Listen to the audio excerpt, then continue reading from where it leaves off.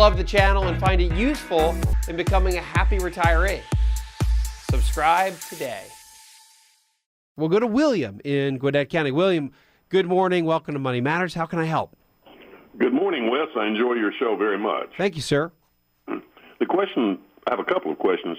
First, I've heard several different percentages.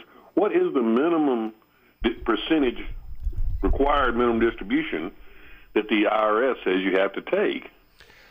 Okay, so it's a scale, and it changes every year, William.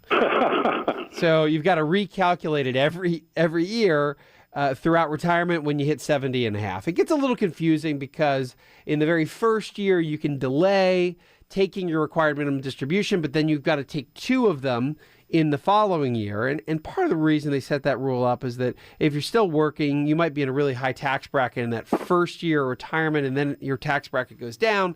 So you can delay taking two big chunks out of your IRA because they're going to be taxed. And remember, the whole reason the IRS set up the required minimum distribution is that they say, hey, well, you've gotten tax deferral all these years on your 401k money, your retirement money.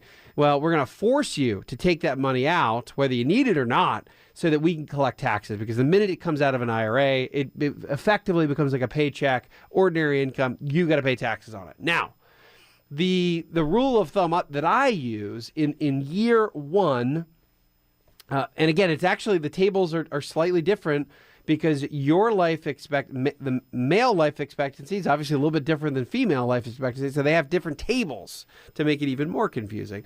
But for the most part, William, in the first year, you've got to take about 3.7, 3.8% of whatever the total of all your different retirement accounts on December 31 of the prior year. So pretty simple. You take what your IRA was worth, or your IRAs, or your 401ks, provided you're no longer working. There's a little bit of a hitch there too. If you're still working, still contributing in a particular plan, you don't have to do your RMD in that particular year. But for most folks, if you're not working, you've got all your retirement money, you add it up, you say, okay, this is what it was on December 31. Now you're going to take 3.7, 3.8% in that first year and pull it out. Otherwise, you get like a 50% excise tax on what you should have taken out.